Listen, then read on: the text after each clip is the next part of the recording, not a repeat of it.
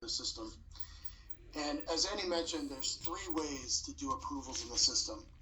The easiest way is through the mobile app.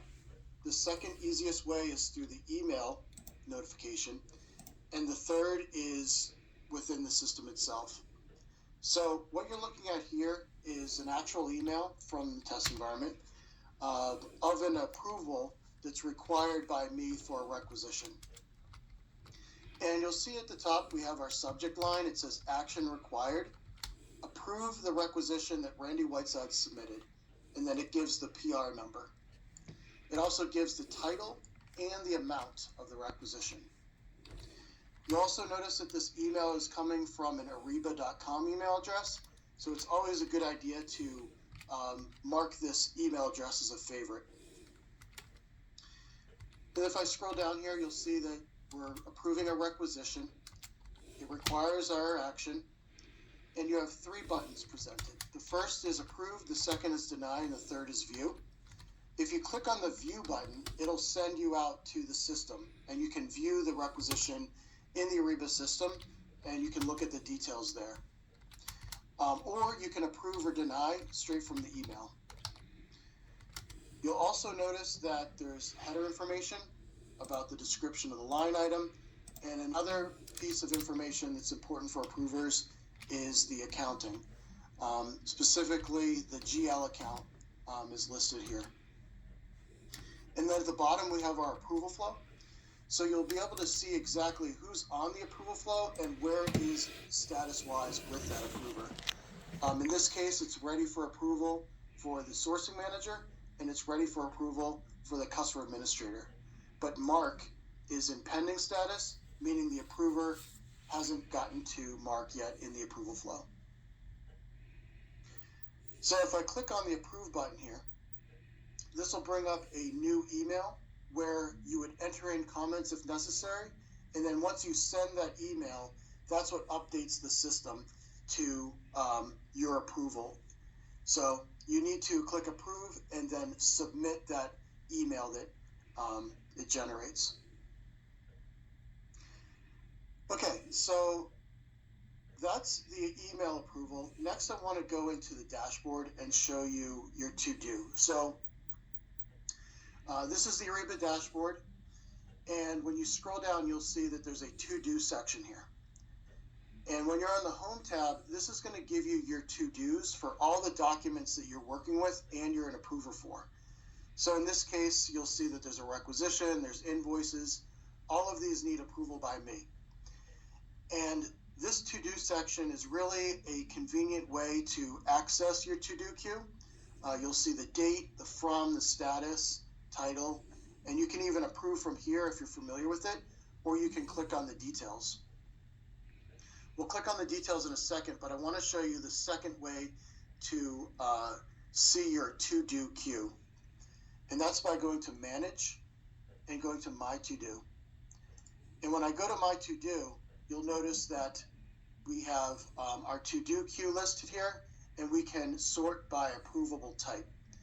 So if you're an approver and you're approving invoices and you're approving requisitions, you can basically choose between what kind of document you want to see the to-dos for.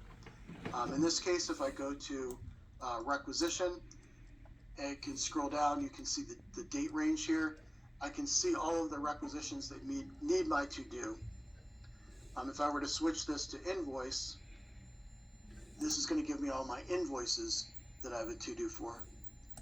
But if I go over here back to the requisition and I scroll down, you'll see that my PR number is there. Like I said before, if you're familiar with it, you can approve it directly, or you can go into the document and then click approve or deny from there. One of the things I wanted to highlight about this particular screen is that when you're in the Manage My To-Do, that's what we're in here, it's set up for kind of a rapid fire approval sequence. This is for approvers that have many approvals that need to take place. And the advantage here is that when I go into a requisition, you'll notice it gives me a quick line view and approval flow view, as well as comments and attachments that I can make. But it's more of a simplified view of the actual requisition. And the idea here is that in this rapid fire scenario, I can either approve or deny.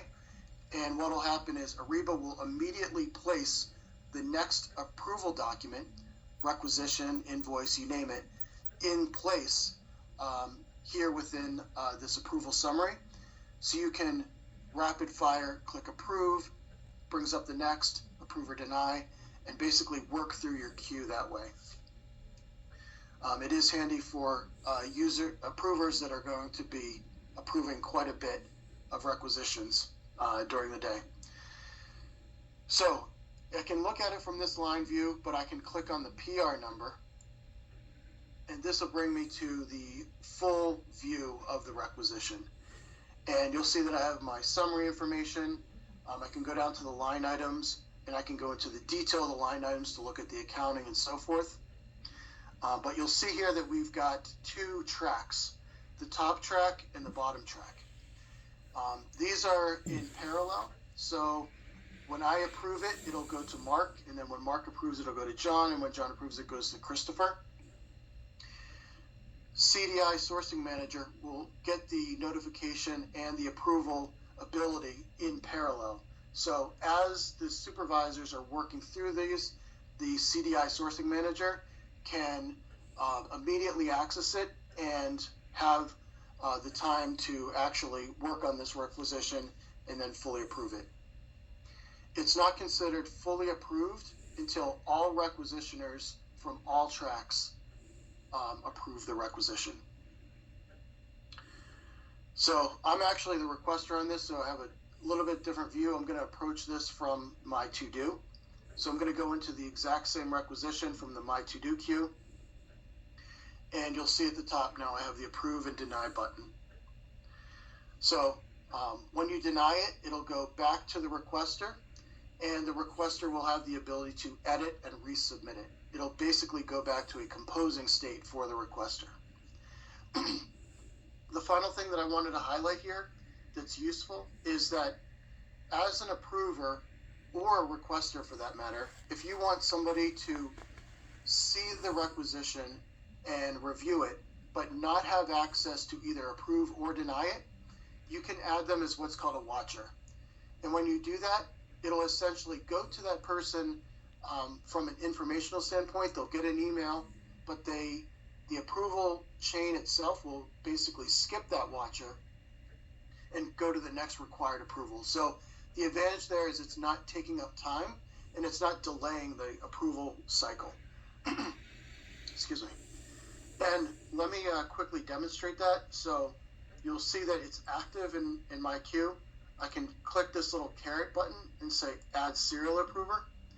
And the second option is add this approval request as approver or watcher. If you add them as approver, they will need to approve or deny.